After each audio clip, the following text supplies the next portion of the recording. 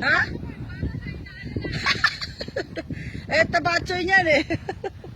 Ang problema, paano bumaba yan ngayon? Yep. Dito kami nangangaroy noon, nangunguha ng bayabas. Oh.